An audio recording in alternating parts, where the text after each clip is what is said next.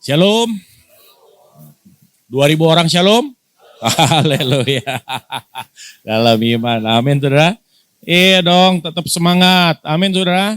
Iya, karena kita kan melayani Tuhan. Haleluya. Yohanes 10 ayat yang ke-10 yuk. Yohanes pasal 10 ayat yang ke-10. Ini kita lihat udah banyak ornamen-ornamen Natal di sini. Artinya udah deket-deket Natal. Atau udah merayakan Natal? Udah ya? Belum? Oh minggu depan baru merayakan Natal. Oh haleluya. Ya, udah ketemu? Right, kita baca sama-sama ya. 2, 3, apa katanya? Pencuri datang hanya untuk membunuh dan membinasakan.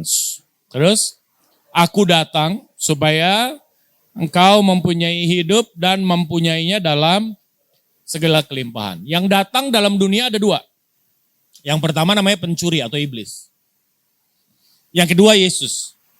Iblis ngapain? Iblis melakukan 3 hal. Apa yang dia lakukan? Dia curi, dia bunuh, dan kau dibinasakan. Apa yang dicuri? Orang banyak bilang damai sejahtera Pak. Enggak. Yang dicuri itu satu.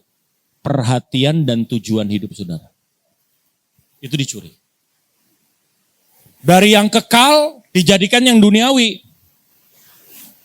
Orang kalau udah berhasil dicuri, baca firman Tuhan, pakai materialistis. Apa yang ada di dalam Alkitab, yang Tuhan janjikan hal-hal yang hebat, yang mulia, yang dahsyat, yang kekal. Jadi cuman sekedar duit, rumah, uang. Ngeri banget Bapak Ibu. Dicuri, hatinya dicuri. Intentionnya dicuri, keinginannya dicuri, kerinduannya dicuri. Orang kalau udah dicuri, berhasil dicuri perhatiannya, maka yang terjadi yang kedua, apa? Rohnya dibunuh. Rohnya kan jadi mati. Iblis itu kalau mau curi saudara, bukan saudara dibikin bangkrut, dibikin usaha saudara berkembang. Bisa nggak? Bisa nggak iblis lakukan? Sangat bisa. Coba baca Lukas pasal yang ke-4, ayat yang ke-5 sampai dengan ayat yang ke-6. Lukas pasal 4 ayat yang ke-5 sampai dengan ayat yang ke-6. Udah ketemu? Ayo kita baca sama-sama, 2, 3, apa katanya?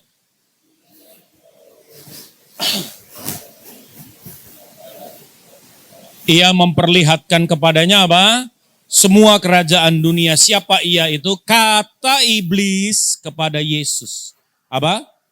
Segala kuasa serta kemuliaannya akan kuberikan kepadamu. Sebab semuanya itu telah diserahkan kepadaku. Dan aku memberikannya kepada siapa saja yang. Cara iblis menyesatkan saudara, mencuri perhatian saudara, gimana caranya? Dia pakai apa yang ada di tangannya. Apa namanya? Uang. Iblis itu pakai duit. Makanya orang-orang yang cinta uang pasti dia akan tercuri. Pasti. Pasti. Orang yang akan ikut iblis itu ada 3 jenis. Yang pertama orang cinta uang. Yang kedua apa? Orang tinggi hati. Yang ketiga apa? Orang yang khawatir. Ini 3 orang nih favorit iblis. Favorit iblis. Ini paling bisa dipakai sama iblis. Orang kalau udah cinta uang, semuanya uang. Datang sama Tuhan aja uang. Ngeri. Dia nggak cari Tuhan, dia cari apa yang di tangan Tuhan. Berapa hari ini kita membangun ibadah dengan yang seperti itu. Orang-orang itu tercuri. Jadi kalau orang yang tercuri sama iblis itu bukan orang yang kemudian jadi miskin, jadi sakit. Enggak. Karena nanti kalau Anda begitu, Anda bingung. Anda bingung. Mazmur 73 aja bilang, sedikit lagi kakiku terpleset, kata Asaf. Kenapa? Karena aku lihat orang-orang fasik itu, mereka jadi orang-orang berhasil, mereka jadi orang-orang sukses. So hari ini, iblis akan mencuri. Kalau udah tercuri, hatinya udah bergeser dari Tuhan kepada uang, saya mau kasih tahu, lambat laun rohnya akan mati. Waktu masih buka usaha, masih struggle, usahanya belum berkembang, Wah, dia adalah orang yang rajin mesbah Tuhan.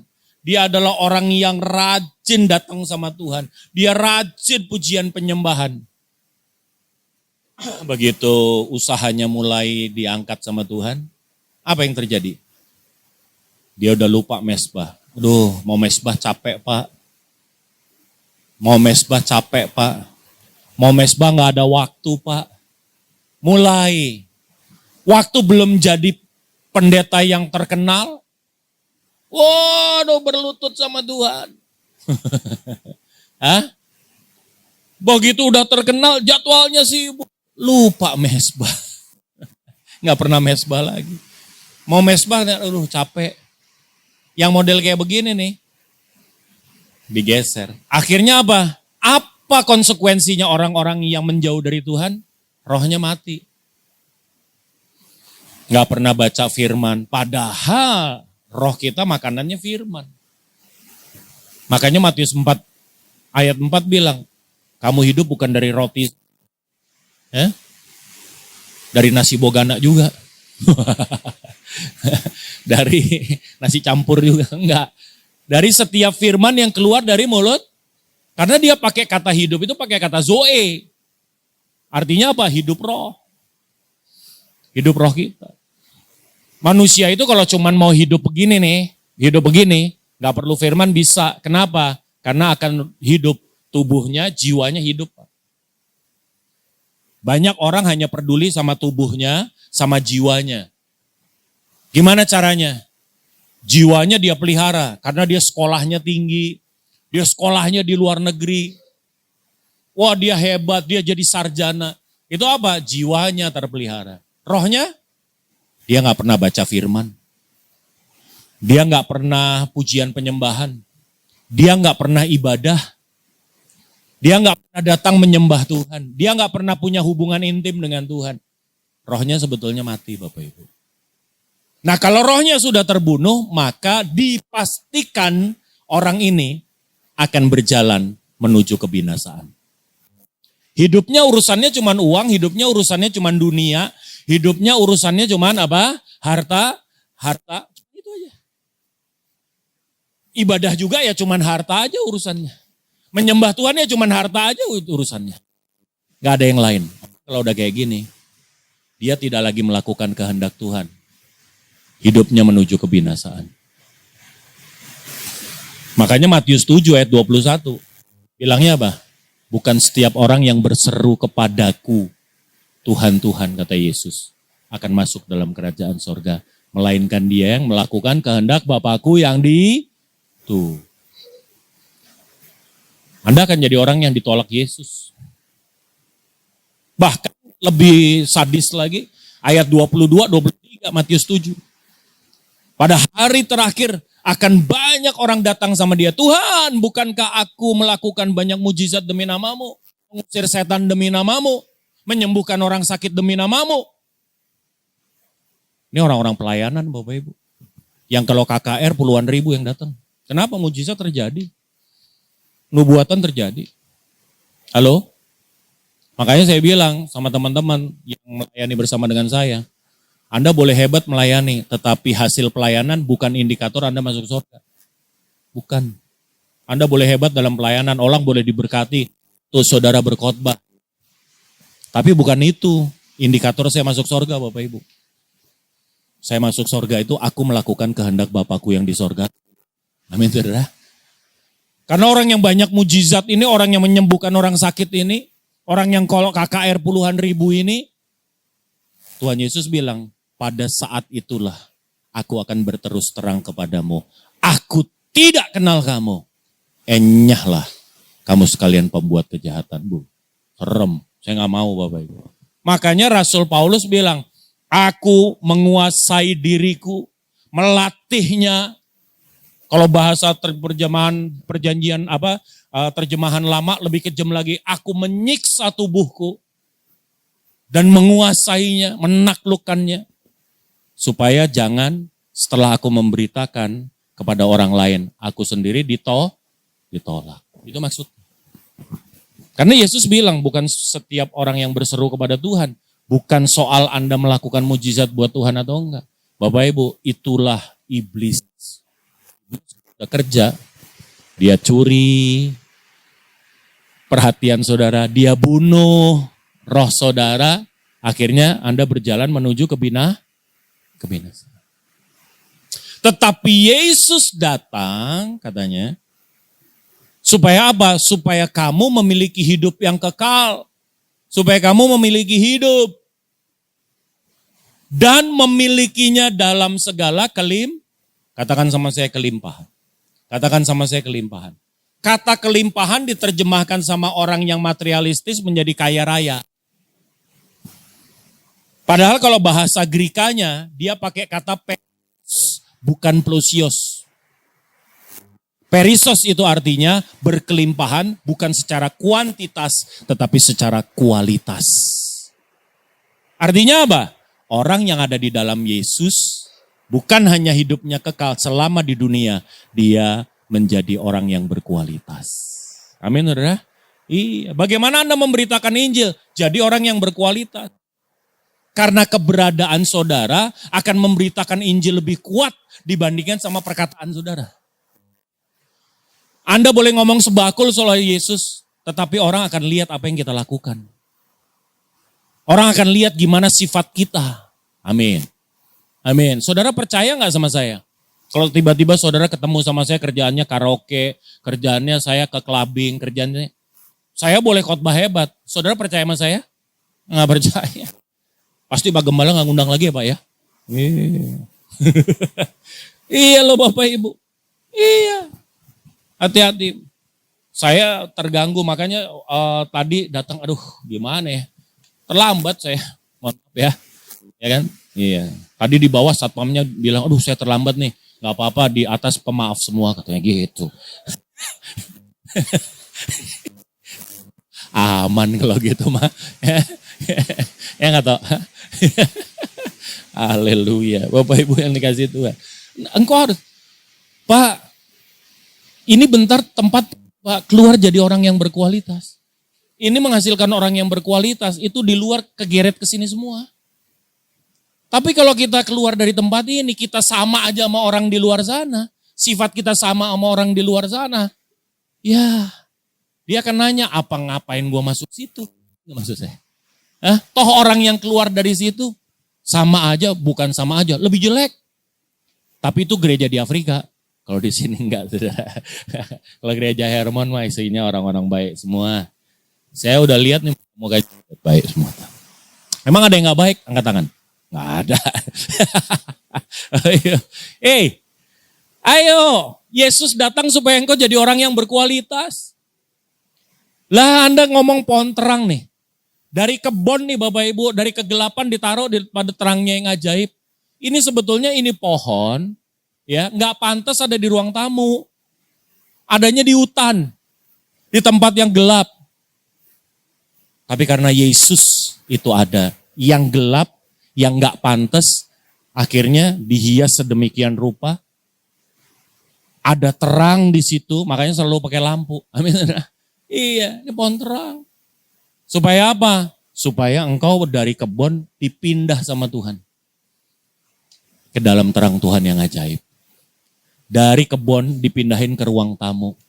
Dari sampah ditempatkan di sorga.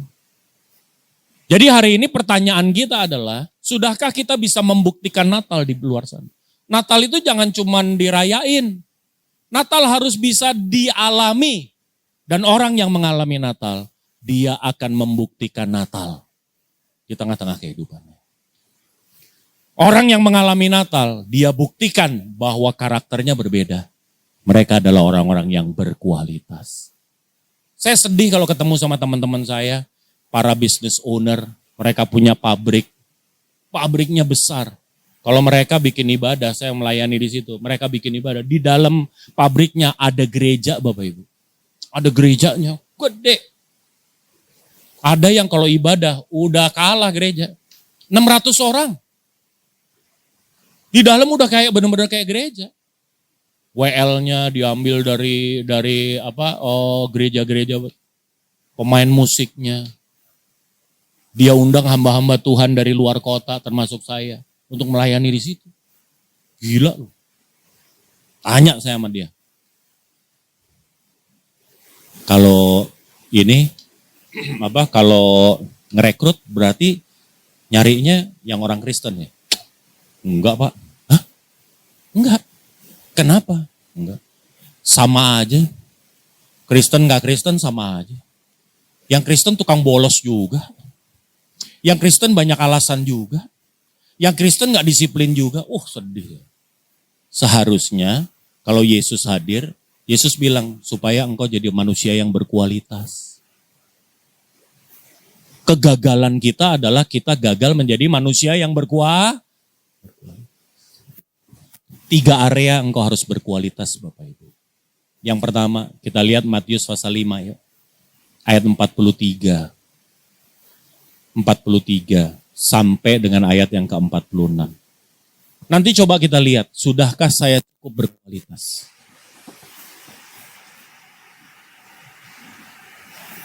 Ya kita baca sama-sama 2, 3, apa katanya? Kasihilah sesamamu manusia dan bencilah musuh. Terusin.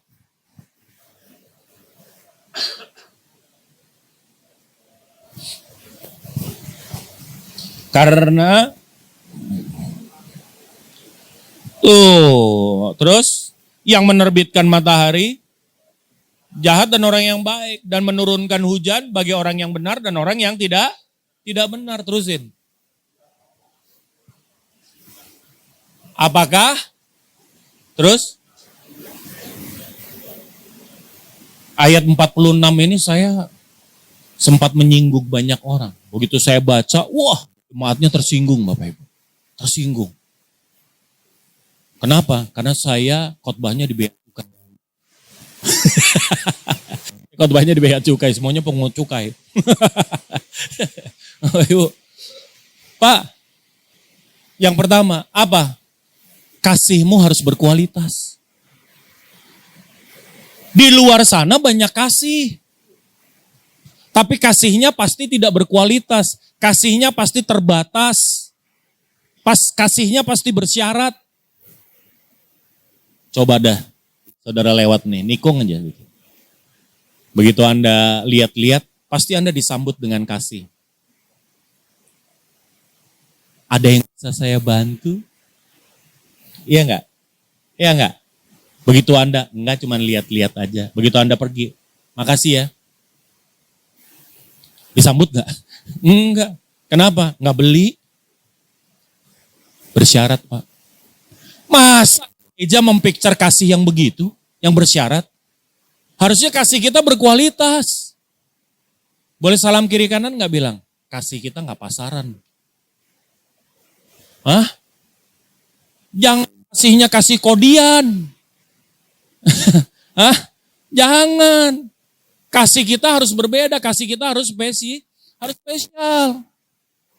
Tidak terbatas dan tidak bersyarat.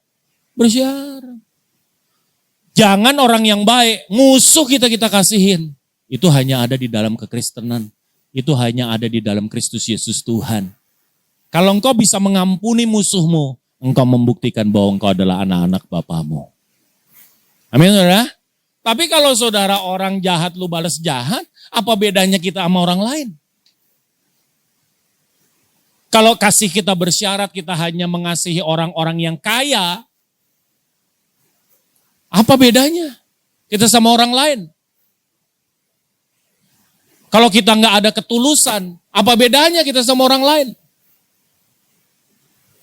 Orang lain juga mengasihi orang-orang yang, lihat deh kalau nggak percaya. Saya pengen tanya, lebih banyak terima parsel pejabat tinggi, orang-orang kaya, direktur-direktur, atau panti asuhan? Parsel. Hah?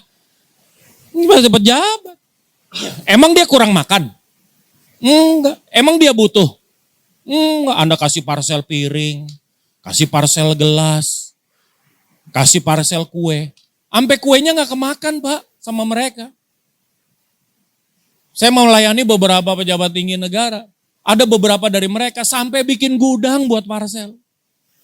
Saking nggak cukup. Parselnya begitu banyak. Kalau parsel-parsel yang ya nilainya nggak gitu besar, oke, ditaruh di gudang. Kalau parsel-parselnya ada nilainya, maka dikembalikan ke KPK. Kenapa? Karena takut gratifikasi kan, kalau pejabat negara. Tapi itu orang nyumbang terus ngasih. Kalau panti asuhan, paling apa? Indomie. Hah? Paling baju bekas. Iya enggak? Kenapa? Karena sebetulnya parsel itu bukan tanda kasih. Parsel itu sebetulnya, kalau boleh jujur ngomongnya gini nih. Ngomongnya gini. Bukan selamat hari Natal, bukan. Bukan. Ngomongnya gini nih. Ingat gue ya. Gitu. Iya enggak? Supaya Anda ada di ingatannya pejabat-pejabat itu kan. Supaya nanti kalau Anda urusan sama mereka, Anda gampang. Itulah manusia, itulah dunia. Masa gereja begitu? Gereja itu ikut Tuhan Yesus. Apa yang kau lakukan untuk saudaraku yang paling hina, kau lakukan buat aku. Apa maksudnya paling hina? Mereka yang tidak bisa membalas apa yang engkau lakukan terhadap mereka. Itu engkau lakukan buat Tuhan. Harusnya gereja jadi role model, jadi contoh untuk kasih yang tulus, kasih yang tidak bersyarat, kasih yang tidak terbatas. Tapi kalau orang gereja masih ngomongnya, ini udah 3 kali ya, gua sabar, cuman namanya sabar ada batasnya. Wow. Ini bukan orang gereja nih, nggak pantas nih melakukan merayakan Natal. Pasti Yesus belum Natal. Kalau Yesus Natal, yang namanya pengampunan itu 70 kali 7 kali. Boleh lirik nggak? Lirik aja dilirik. Udah belum? Baru 3 kali, udah kehilangan kesabaran.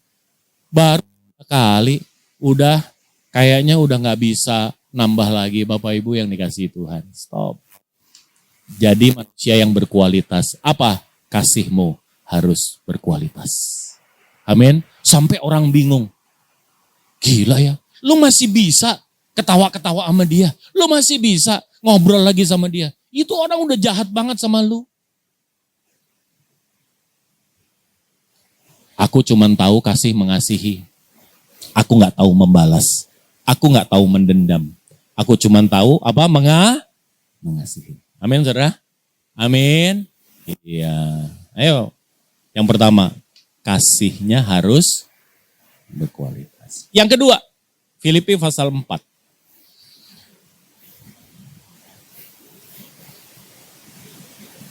Ayat yang keempat.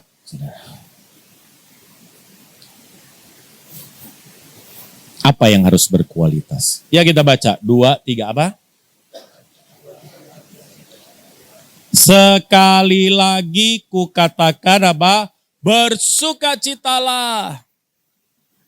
Saudara mau ngelihat, membayangkan kapan surat Filipi ini dan kondisinya seperti apa surat Filipi ini ditulis. Anda boleh nonton ya di Netflix ya. Judulnya Paul the Apostle.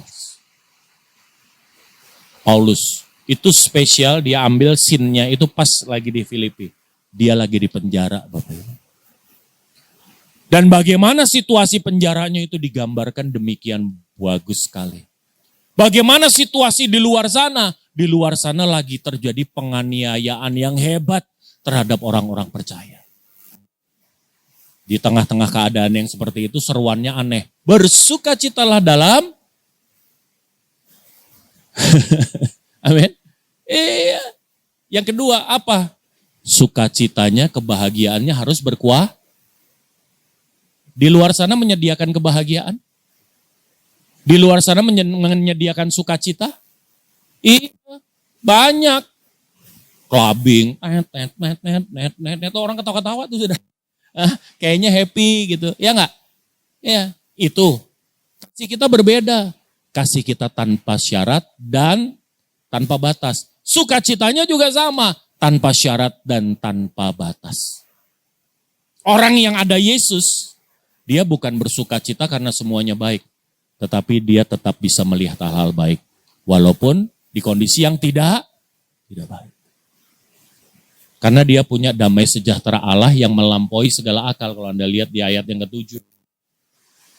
Damai sejahtera Allah yang melampaui segala akal memelihara hati dan pikiran kita dalam Kristus Yesus Tuhan.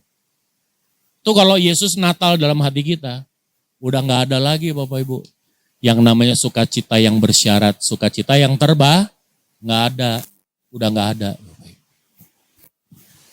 Bagaimana dengan kita hari ini? Sudahkah sukacita kita dalam segala hal? Sudahkah sukacita kita penuh? Sudahkah sukacita kita sorgawi?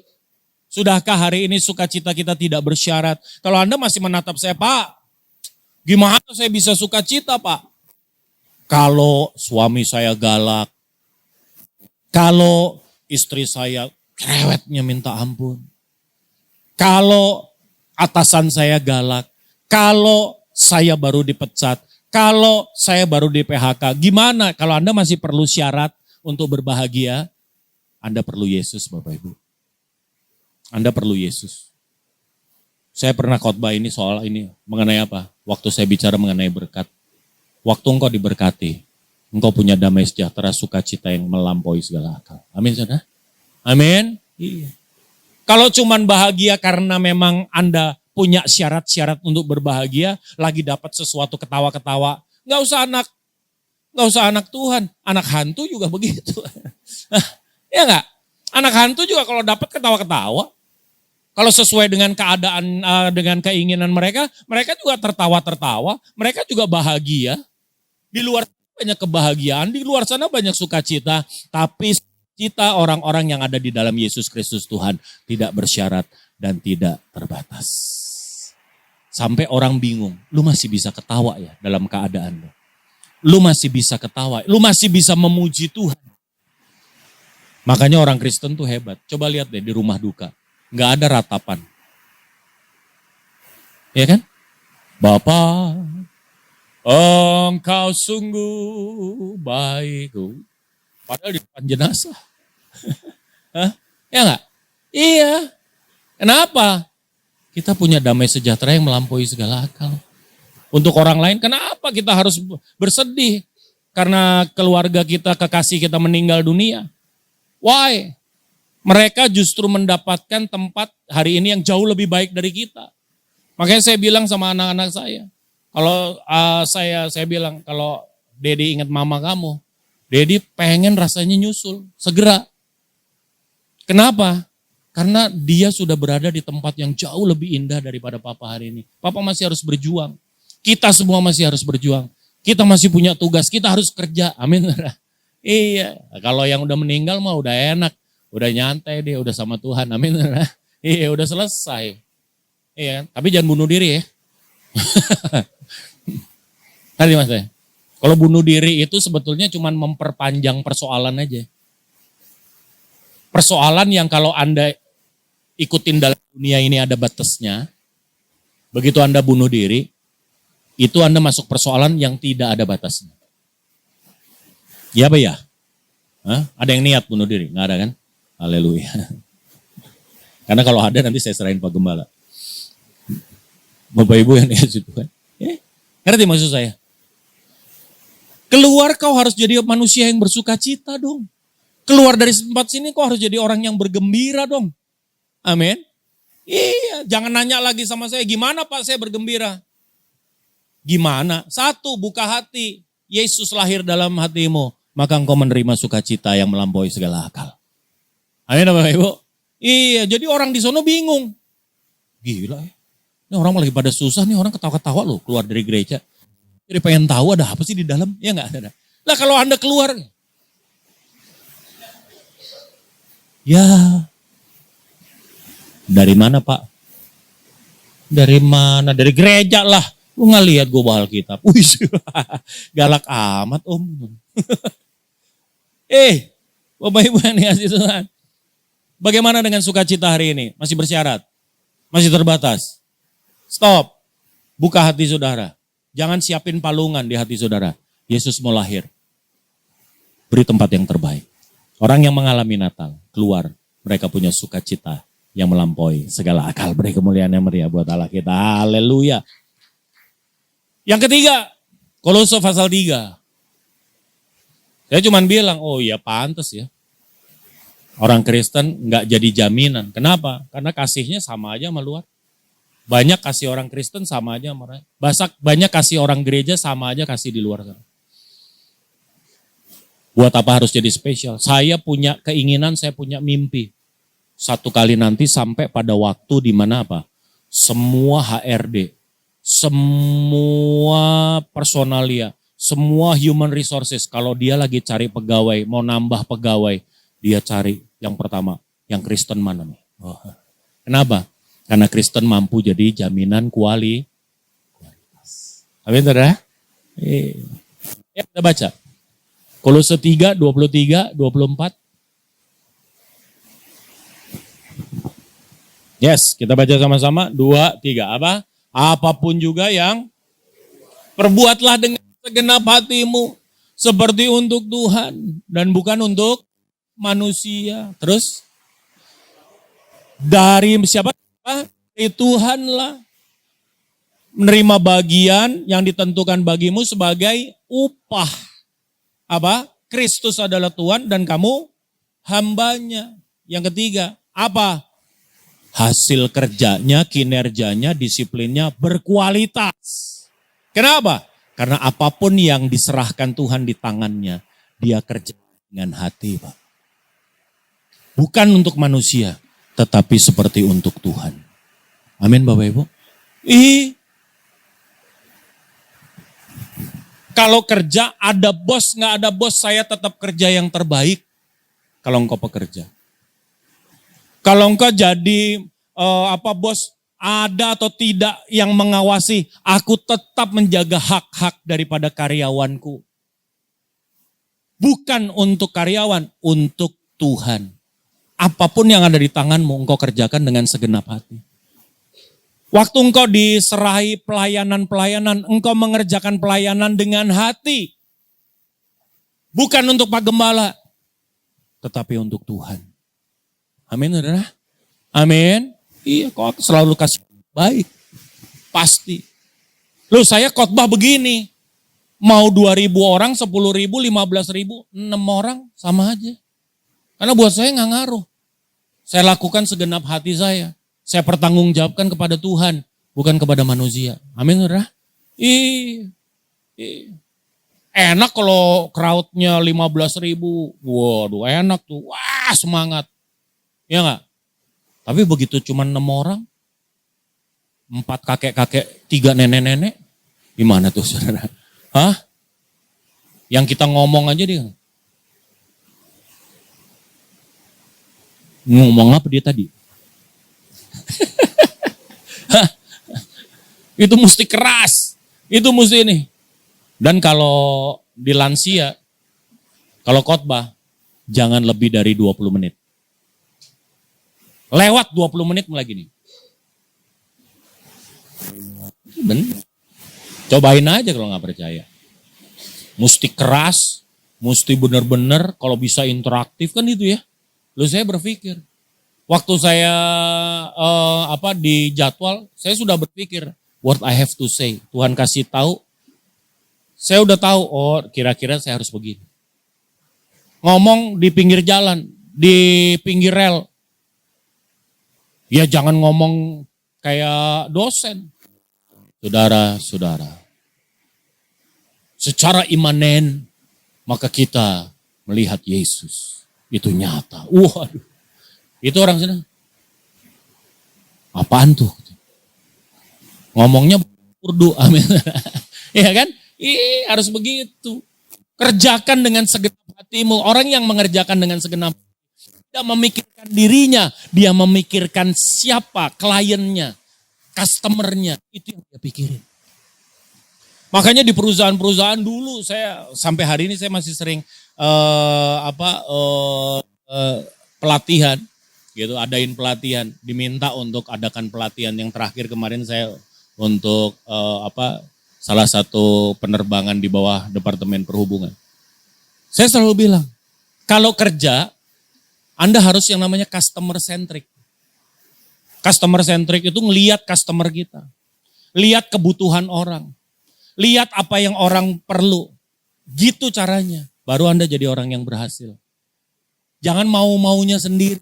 Ngerti maksud saya? Saudara di sini punya customer nggak? Punya. Siapa? Jemaat? Bukan. Masing-masing anggota tim pelayanan nih customernya. Soundman punya customer. Ya enggak? Iya kan? Iya, ada WL-nya, ada singernya. WL singer juga sama, punya customer. Pemusik, ada. Iya apa enggak? WL tuh. Ya kan? Coba kalau WL mau-maunya sendiri, pokoknya dia nyanyi aja. Sabodo teing mau kemana. Tiba-tiba dia ngambil nada ngaco. Terserah lah, pokoknya dicari kuncinya. Set, begitu keluar, nggak dicari, nggak ketemu Pak. Kenapa? Karena nada dasarnya Z. Di piano nggak ada nada dasar Z Bapak Ibu. Pak, Bu, ya, biasa menjadi manusia yang berkualitas. Apa aja yang Tuhan serahin untuk engkau kelola, kelolalah dan jadilah yang terbaik.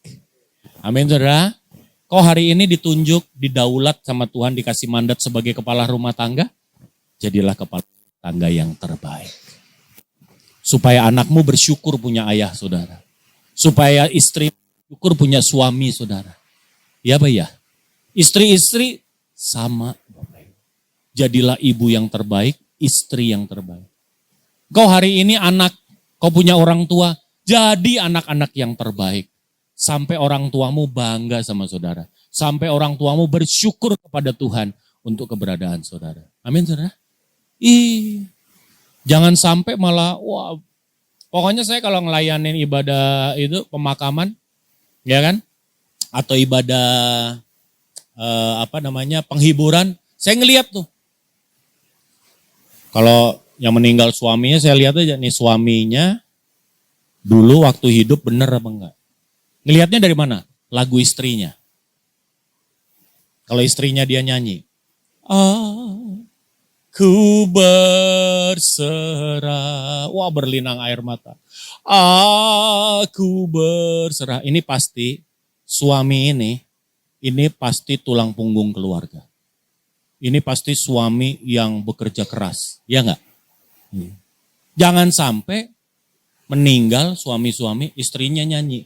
Hari ini kurasa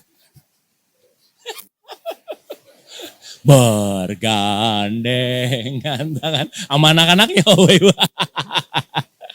Itu bukan nyanyian iman. Itu deklarasi kemerdekaan. Ayo, jadilah manusia-manusia yang berkualitas. Kasihmu bukan kasih pasaran. Sukacitamu bukan sukacita pasaran yang ada di luar sana. Amin. Kinerjamu bukan kinerja pasaran. Percaya sama saya Bapak Ibu. Kemanapun engkau pergi, Tuhan jadikan engkau berhasil. Kau bukan turun, engkau akan naik. Tuhan gak program saudara jadi ekor, engkau pasti jadi kepala. Beri kemuliaan yang meriah buat Tuhan. Mari kita bangkit berdiri Bapak Ibu. Haleluya. Yang siap dibangun, yang siap memperbaiki diri. Mari kita bangkit berdiri Bapak Ibu.